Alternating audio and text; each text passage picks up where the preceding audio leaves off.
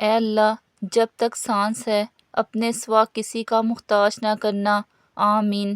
آپ صلی اللہ علیہ وآلہ وسلم دودھ اور کھجور اکٹھے استعمال فرماتے، ان دونوں کو عمدہ کھانے قرار دیتے۔ رشتوں کی خوبصورتی ایک دوسرے کی بات کو برداشت کرنے میں ہے۔ بے عیب انسان تلاش کرو گے تو تنہا رہ جاؤ گے۔ دنیا میں کامیاب جوڑا صرف جلابوں کا ہوتا ہے، کیونکہ ایک کے بنا دوسرا کسی کام کا نہیں ہوتا۔ گندی سوچ اور پاؤں کی موچ کبھی انسان کو آگے نہیں بڑھنے دیتی۔ حضرت علی رضی اللہ عنہ نے فرمایا، تکلیف میں ہمیشہ صبر سے کام لیا کرو۔ سونے کو آگ سے آزمایا جاتا ہے اور مومن کو تکلیف سے۔ اپنوں کے درمیان سیاست فضول ہے، نہ ہو کوئی مقصد تو بغاوت فضول ہے۔ نماز، روزہ، زکوٰۃ، خیرات یا حج، ماں باپ خوش نہ ہوں تو عبادت فضول ہے۔ صبر کی حد یہ ہے کہ تقدیر پر کوئی اعتراض نہ ہو۔ موت کے ہوتے ہوئے انسان میں اتنی اکڑ ہے، ذرا سوچیں اگر موت نہ ہوتی تو کتنے غرور سے بری ہوتی یہ دنیا۔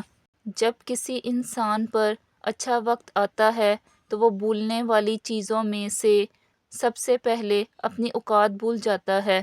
مایوس وہ ہوتا ہے جو اللہ تعالیٰ کی رحمت پر یقین نہیں کرتا، اور محروم وہ ہوتا ہے جو اللہ تعالیٰ کی نعمتوں کا شکر ادا نہیں کرتا۔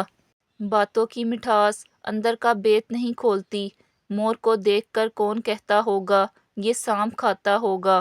کچھ نیکیاں زندگی میں ایسی بھی ہونی چاہیے جن کا اللہ کے سوا کوئی گواہ نہ ہو۔ کسی رشتے کو کتنی بھی محبت سے باندھا گیا ہو، اگر عزت اور لحاظ چلا جائے تو محبت بھی چلی جاتی ہے۔ اور جو اللہ پر بھروسہ کرتے ہیں، اللہ ان کے لیے ضرور راستہ نکالتا ہے۔ رونا بہت بڑی ذلت ہے اگر انسان کے سامنے ہو، بہت بڑی عزت ہے اگر رب کے سامنے ہو۔ ہر مشکل میں رو رو کر دعا کیا کرو، کیونکہ جہاں انسان کا حوصلہ ختم ہوتا ہے وہاں سے اللہ کی رحمت شروع ہوتی ہے۔ کسی کی نظر میں اچھے تھے، کسی کی نظر میں برے تھے۔ اقبال، حقیقت میں جو جیسا تھا ہم اس کی نظر میں ویسے تھے۔ رسول اللہ صلی اللہ علیہ وآلہ وسلم نے فرمایا، تو جس چیز کو بھی اللہ کے ڈر کی وجہ سے چھوڑے گا، اللہ تجھے اس سے بہتر عطا کرے گا۔ رشتے کبھی قدرتی موت نہیں مرتے، ان کو ہمیشہ انسان ہی قتل کرتا ہے، کبھی نفرت سے، کبھی نظر اندازی سے اور کبھی غلط فہمی سے۔ اپنے دل و دماغ کو اس کی تربیت دیں کہ وہ ہر چیز میں کچھ اچھا تلاش کرنے کی کوشش کرے۔ حرام کی کمائی اگرچہ شکلیں نہیں بگاڑتی لیکن نسلیں ضرور بگاڑ دیتی ہے۔ کسی نے پوچھا کون اپنا ہے اور کون نہیں؟ جواب آیا، اگر وقت اپنا ہے تو سب اپنے ہیں، ورنہ کوئی اپنا نہیں۔ موبائل اور دل اتنے پاک ہوں کہ کوئی کھول کر دیکھ لے تو شرمندگی نہ ہو۔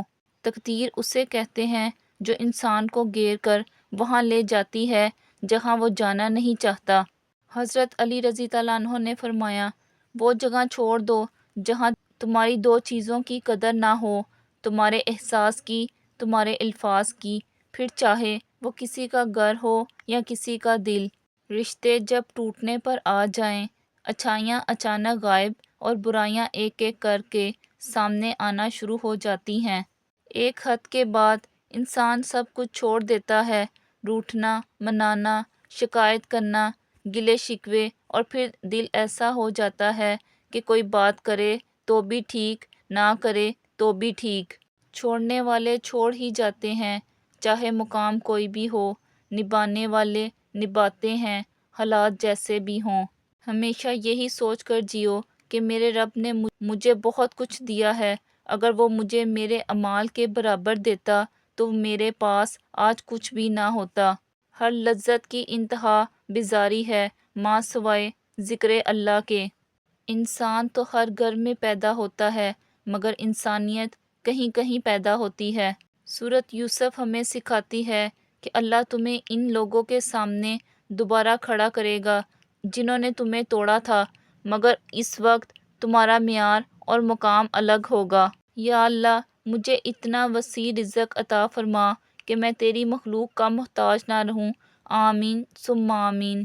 زیادہ سوچنا انسان کو ختم کر دیتا ہے، بس دعا کرو اور اللہ پر چھوڑ دو۔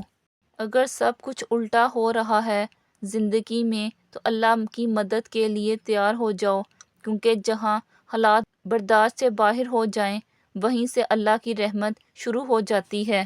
اچھا دوست چاہے جتنی بار روٹھے اسے ہر بار منا لینا چاہیے، کیونکہ تسبیح کے دانے چاہے جتنی بار بکھریں چن لیے جاتے ہیں۔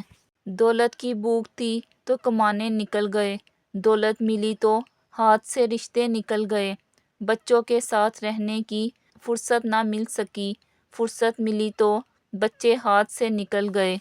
دنیا کا سب سے خوبصورت انسان وہی ہے جن سے بات کرنا آسان ہو، جن سے مشکل میں مدد مانگنا آسان ہو، جو دوسرے انسان کی تکلیف محسوس کر سکتا ہو، جو آنسو پوچھنا جانتا ہو، جو دوسروں کے دکھ درد میں شامل رہے، جو مرہم بنے اور مرہم لگانا جانتا ہو۔ اگر آپ ایسے انسان ہیں تو یقیناً اللہ نے آپ کو بہت خاص بنایا ہے۔